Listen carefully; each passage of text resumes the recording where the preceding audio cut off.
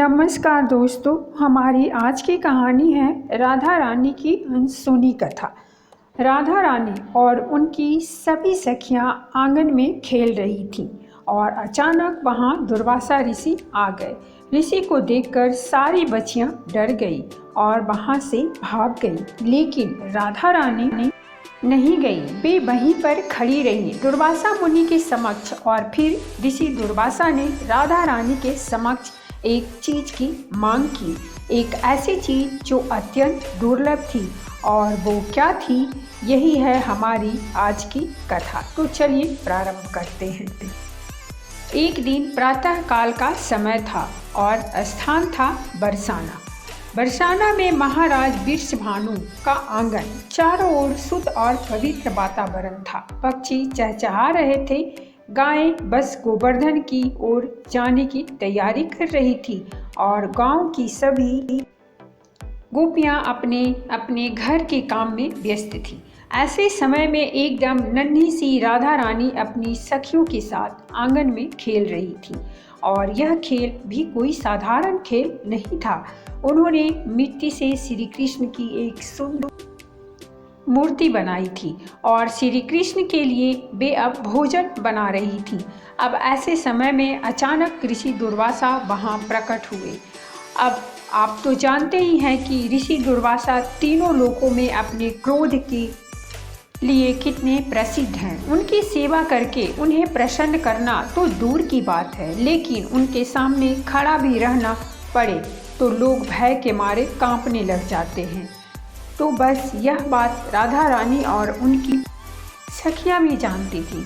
तो जैसे ही उन्होंने ऋषि दुर्वासा को देखा तो वे सारी सखियां वहां से भाग गईं, लेकिन राधा रानी उसी स्थान पर खड़ी रही।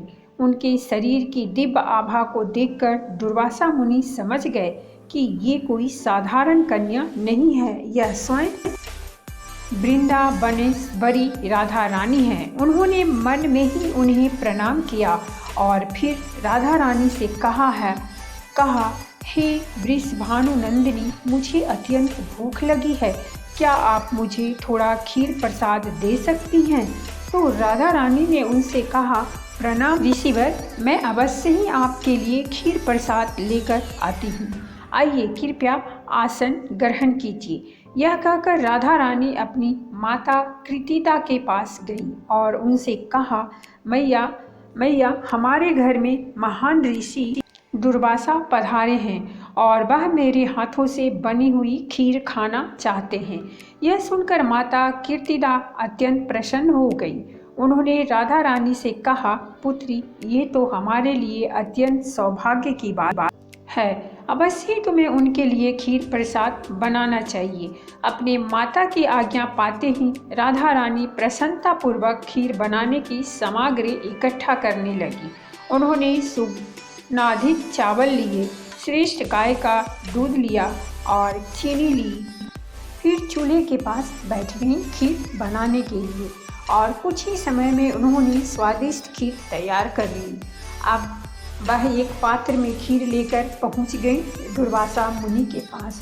उन्होंने दुर्वासा मुनि को खीर परोसी। जैसे ही दुर्वासा ऋषि ने उस खीर का आस्वादन किया तो उन्हें एक दिव्यता का अनुभव हुआ। ऐसा स्वाद उन्होंने आज तक अपने जीवन काल में कभी नहीं चखा था। उन्होंने अपने मन के संतुष्ट होने तक उस खीर को ग्रहण किया। इस प्रकार राधा रानी से अत्यंत प्रसन्न होकर दुर्वासा ऋषि मुनि ने कहा, हे राधिके, मैं आपके आतिथ्य सत्कार से अत्यंत प्रसन्न हुआ हूँ। मैं आपको वरदान देता हूँ कि जो भी व्यक्ति आपके श्री हस्त से बने हुए भोजन को ग्रहण करेगा, उसकी आयु, कीर्ति और समृद्धि अक्षय बनी रहेगी। और इतना ही नहीं, उसमें प्रतिदिन वृद्धि होती रहेगी। इतना कहकर दुर्वासा मुनि वहाँ से चले गए। जब राधा रानी की सखियों ने यह सुना तो वे सब अत्यंत प्रसन्न हो गई और तुरंत जाकर उन्होंने माता कीर्तिदा को ही ये शुभ समाचार सुनाया। यह सुनकर माता कीर्तिदा भी अत्यंत प्रसन्न हुई। अब देखिए, ऐसा शुभ समाचार छिपा कैसे रह सकता है। तो बस जैसे ही यशोदा मैया को इस बात का पता चला तो वे तुरंत बरसाना में माता कीर्तिदा के पास आ पहुंची और आते ही उन्होंने कहा, अरे कीर्तिदा, मैंने सुना है कि हमारी राधा को महान ऋषि दुर्वासा से विशेष वरदान प्राप्त हुआ है। देखो बहन, अब मैंने तो सोच लिया है और अब तुम भी मना मत करना। बस आज से यह तय हुआ कि अब से कृष्णा के लिए राधा ही भोजन पकाएगी और मैं चाहती हूँ कि राधा प्रतिदिन कृष्णा के लिए भोजन बनाने के लिए मेरे घर पर आए। यह सुनकर माता कीर्तिदा ने हंसते हुए कहा, जैसी तुम्हारी इच्छा यशोदा रानी, यह तो मेरी राधा का सौभाग्य होगा जो वह तुम्हारे पुत्र कृष्णा के लिए भोजन बनाएगी। बस तब से लेकर राधा रानी प्रतिदिन यशोदा नंदन कृष्णा के लिए भोजन बनाने की सेवा करने लगी।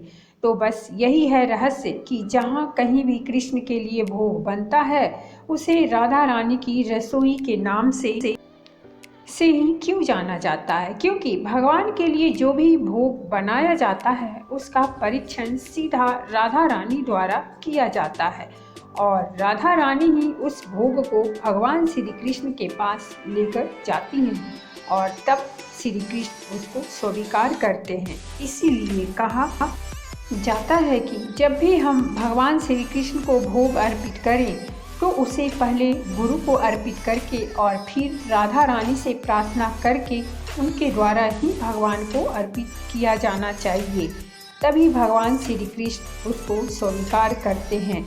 वैसे आज के समय में कई लोग राधा रानी की वास्तविकता सर्वोच्च स्थिति को समझे बिना ही भावनात्मक भक्ति करने लगते हैं, लेकिन वास्तव में राधा रानी कौन है ये हमें अपने आचार्यों की शिक्षाओं के माध्यम से जानना भी उतना ही जरूरी है।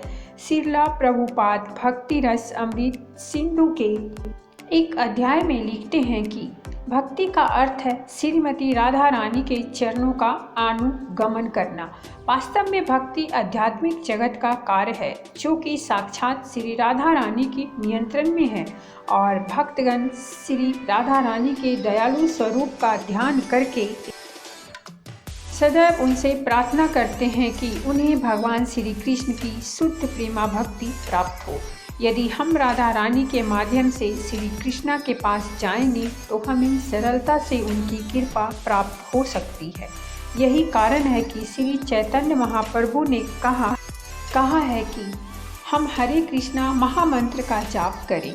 हरे कृष्णा महामंत्र में जो हरे शब्द का उच्चारण करते हैं वह वास्तव में श्री राधा रानी का संबोधन है, जहाँ हम श्री राधा रानी से प्रार्थना करते हैं कि वे हमें श्री कृष्णा की सेवा में संलग्न करें। श्री कृष्णा और राधा रानी के प्रेम को हम अपनी मर्यादित भौतिक इंद्रियों के माध्यम से नहीं समझ सकते।